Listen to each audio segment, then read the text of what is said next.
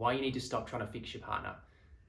We hear this a lot from couples that we work with and all the couples in our programs, and we went through this. And we went through this as so well. If you're doing this, we're not judging you, no, because we know all about it, because we both did it. Yeah. I especially know that I really struggled with this. Yeah, we struggled with it for years. This concept of trying to fix your partner.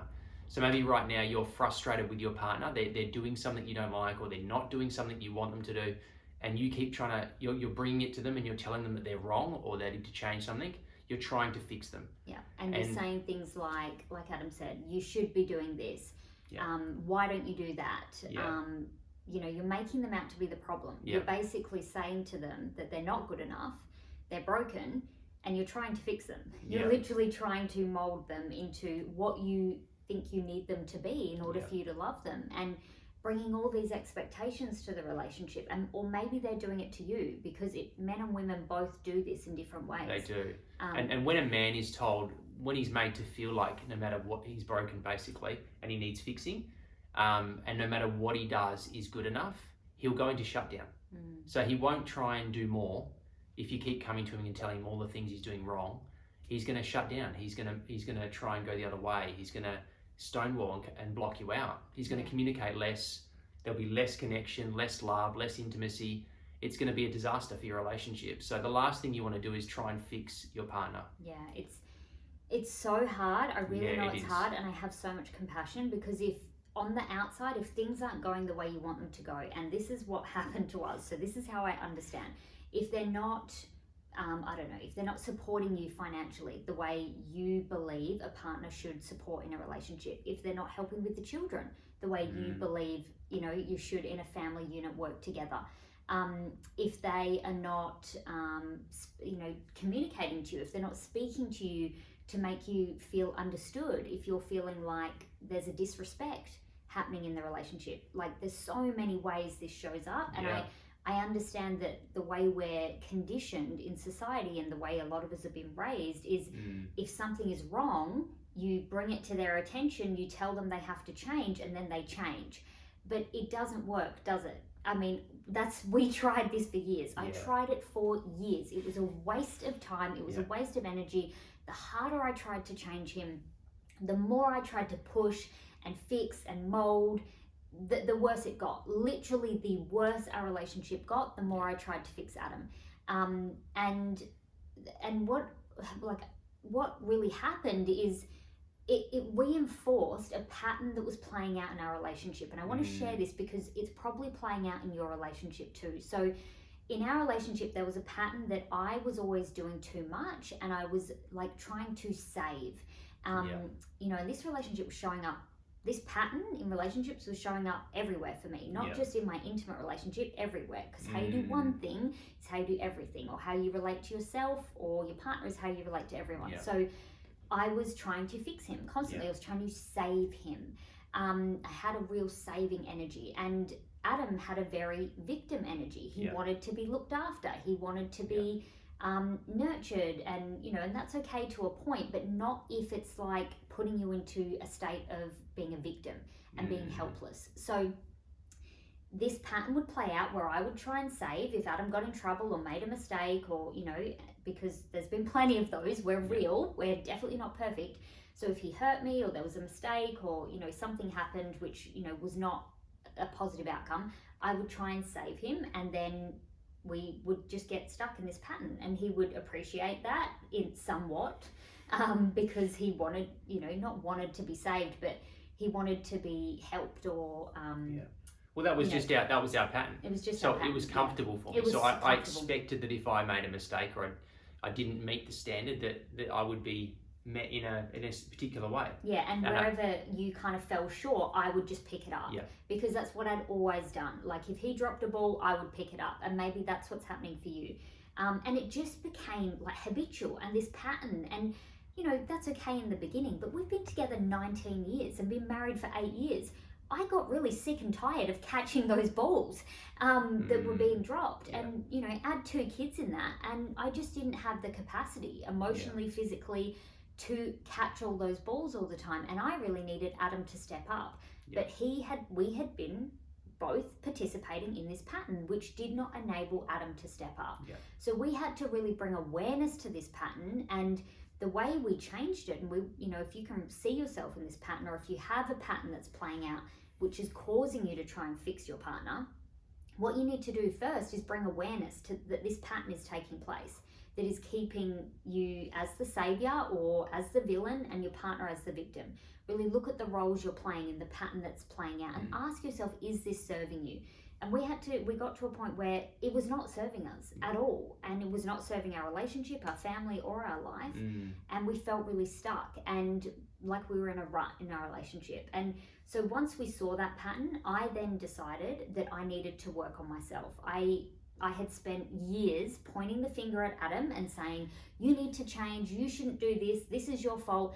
And I remember getting one of my coaches saying to me, just notice what happens when you're pointing at him, there are 3 fingers pointing back at you. So that helped to break my stay. Anytime I wanted to point at him, I realized actually the joke's on me. There are 3 fingers pointing back at me. So what am I not facing in this situation? What am I not saying? It's so easy to blame somebody else, and you think that you're getting power by doing that, but you're actually giving your power away. And so often when I was blaming Adam, the truth was when I stopped and I was like, okay, what is my part in this? Or what am I really feeling that I'm like expecting from Adam that I'm not feeling in myself? And most of the time it was that I was not feeling safe. I was scared about something. Adam had done something that had brought up a bad situation or event in the past, and it was bringing up that feeling of fear and can I trust him?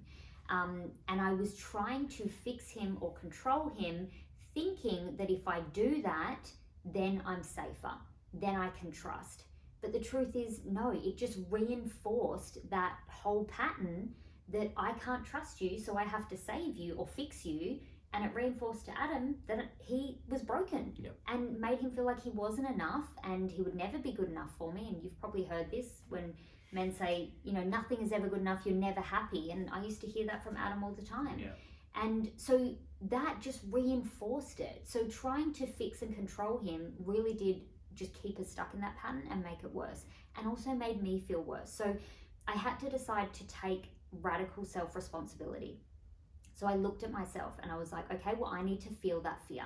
I don't want to feel that fear. I'm an overachiever. I'm a strong woman, like a lot of women I work with.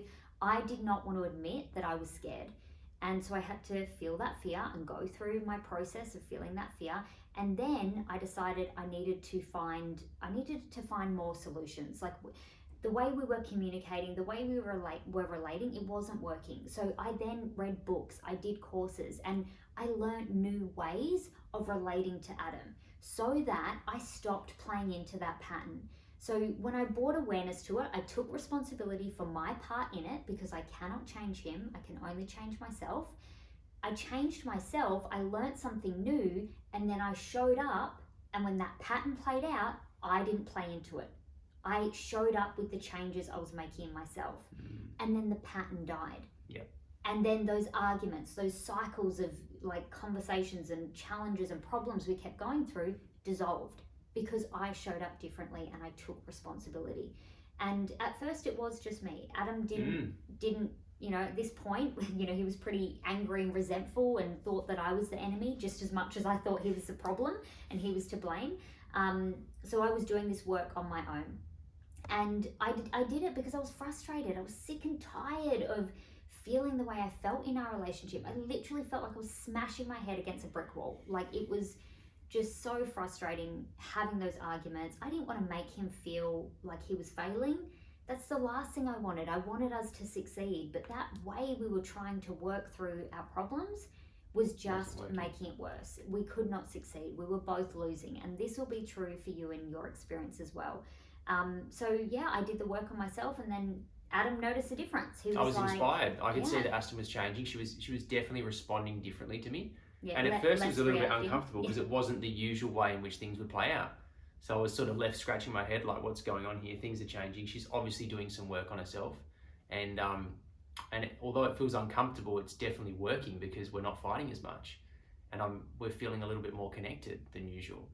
And so I was inspired, and then I began my own journey of reading more books, getting a coach, doing courses, and slowly we began to work together. And I think it really, you stopped feeling so like you weren't good enough. Like when I stopped doing that, when I stopped trying to push all of his like problems and flaws right in front of his face and actually acknowledge that I have problems and flaws too, because we all have flaws. One of us isn't more flawed than the other. We're all flawed. When I stopped doing that, Adam could actually look at his flaws himself. And he then, because I stopped pointing the finger at him, he could no longer point the finger at me. It just naturally happened because I was showing up differently. He had to actually, like me, point the finger back at himself and go, okay, she's not doing that anymore. So why am I still showing up like this? Or why am I still feeling like this? I can't blame her anymore because she's changed and she's not doing that thing anymore that was really annoying me. She's not saying I need to change. She's not shooting all over me. She's not making me feel like I'm broken or need fixing, but I still feel like that. And then instead of spending my time resenting Aston and trying to block her out and avoid all the conversations, I then began to get curious and I started to look at myself and go, okay, well, what do I need to change? Aston's changing. She's becoming a better wife, a better mum. She's communicating differently, which is actually working. It's feeling better. So what do I need to do to be that better husband, the better dad, and just an all-round better man? And it has this beautiful effect when you both take back your power and just do your own thing to become better people and stop trying to fix each other. It really does turn things around. And it happens more naturally. So yes, we're all four couples working together in their relationship. And if you're both ready at the same time, that's amazing. I really celebrate you both and I'm excited for you and that's incredible. But that is not how it always goes.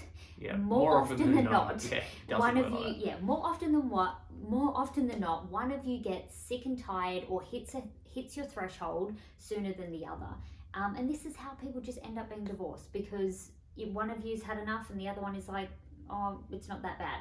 It's not bad enough, you know, because not that bad means it is bad, but just not quite bad enough for you to do something about it. So we just really want to inspire you that, you know, if we can get through this, you can get through this. All the couples that we've worked with, all the women we've worked with, not all of them come as a couple. A lot of them come as just the male or the female. And every single one of them gets something from it because it starts with you. You know, the message we really want you to take away is if you're trying to fix your partner or change your partner, look in the mirror. Change yourself first. Take back your power. It doesn't mean you're broken. It doesn't mean you need fixing. It does not mean you're the problem. That is not what it means. It means you're taking back your power. It means you're showing up for yourself. And it means that you are taking responsibility so that you can experience what you actually want to experience in your relationship and your life. So it's empowering. It is so empowering to take back that responsibility. Do not give your power away and disempower yourself by just saying, oh, I have to wait for my partner to change. I have to wait for my partner to be ready. You know, you don't have to wait for anybody to make a change in your life. You're only waiting for yourself.